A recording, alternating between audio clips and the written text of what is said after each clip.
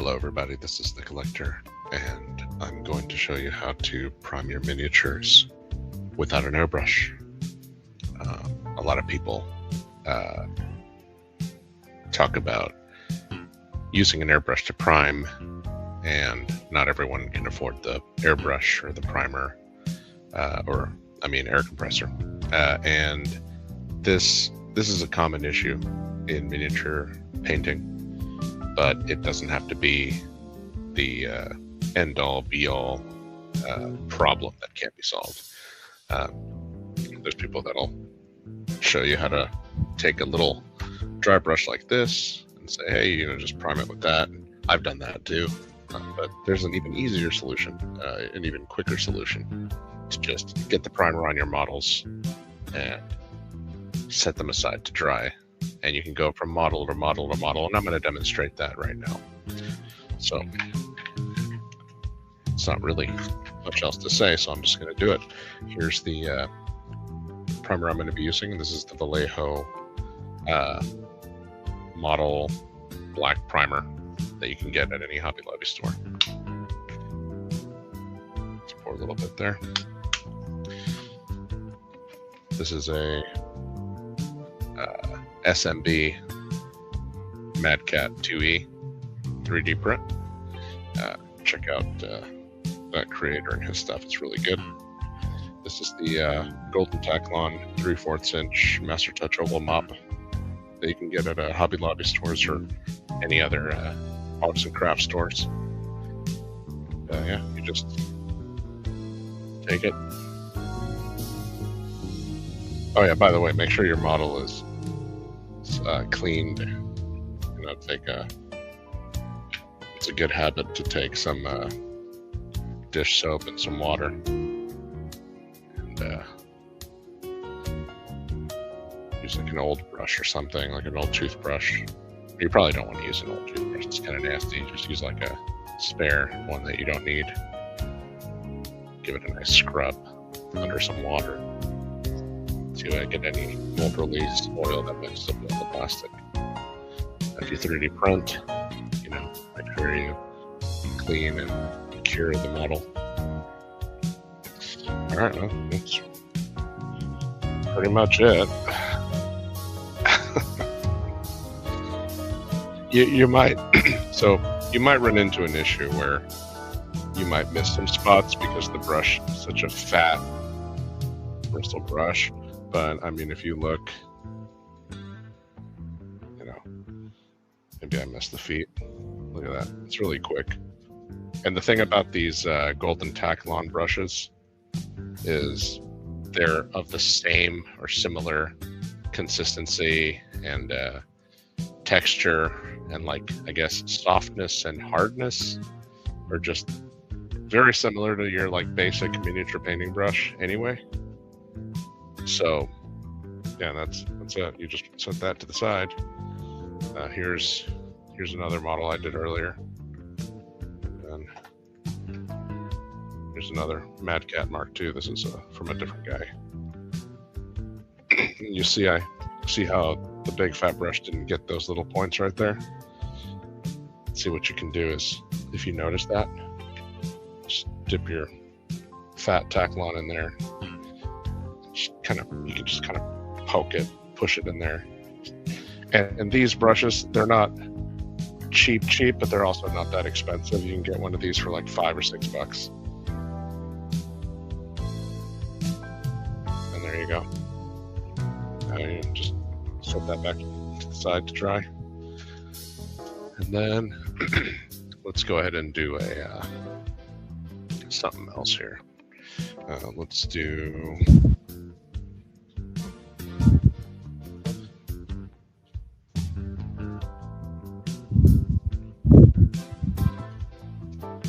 maybe something a little bigger. Let's do this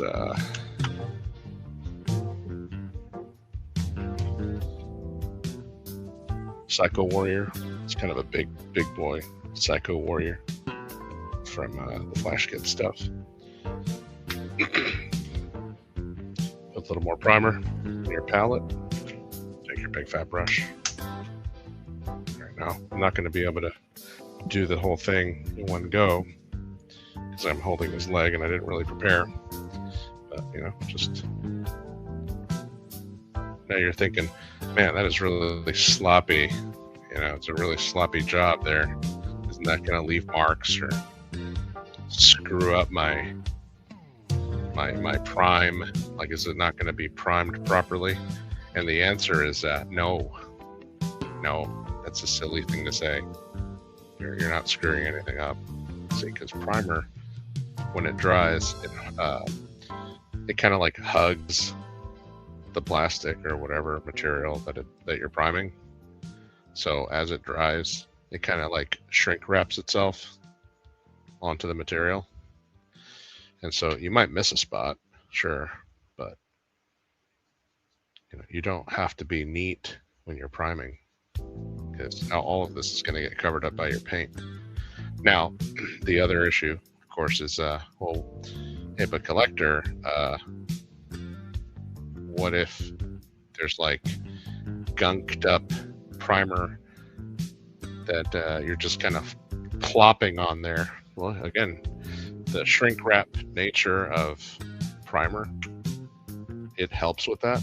And also your big fat golden Taklon brush, it's still a brush. You can move it around and kind of smoothen out where the primer is. And if you do notice that there's some primer like pooling up somewhere, it's kind of swath it, you know, just sweep it how you would when you're dry brushing or painting.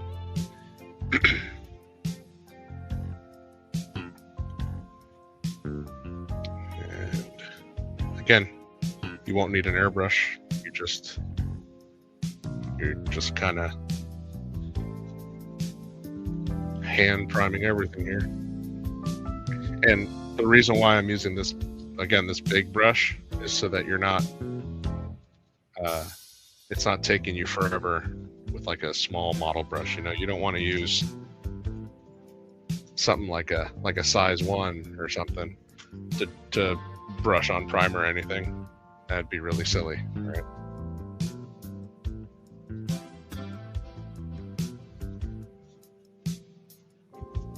Now, of course, this is going to take me just a little bit more than a minute to do the bigger guy, bigger model. I'd say this thing's about the size of a maybe like a dreadnought, like one of the 40K Space Marine dreadnoughts, or like a big orc boy or something. But you know, and this is a round, you know, this is a round, shapy looking thing. Again, just kind of pick out where you see some gray still show. You don't need to be that careful. I'm not being careful at all. I'm literally just slapping this thing with paint. Yep. And I'm just going to kind of let that dry. Oh. Hold on. Let me grab the base. It's probably be a better idea, huh? Just kind of put it there. Oh, but collector, there's some fingerprints. Yep. Just keep going. Not a big deal. Probably should have used the base to begin with, huh?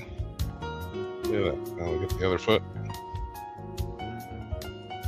Doesn't matter if it gets on the base, especially if you're going to do like some dirt or mud or something. We'll cover all that up. Again, this part right here, this should never be the difficult part of any model. And the best part about that is once you kind of face your fear about how scary it is to paint a model by just slapping primer on it and it dries, you'll have a ready to go model for you to start painting, doing the real fun stuff. See what I mean? There you go. And then he'll dry, and we'll probably come back later and see what it looks like when it's dry.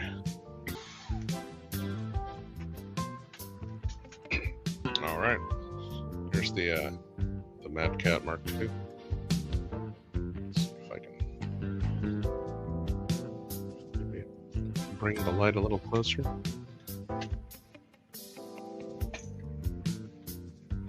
You can see it. Let's see if we can focus the camera a little bit more.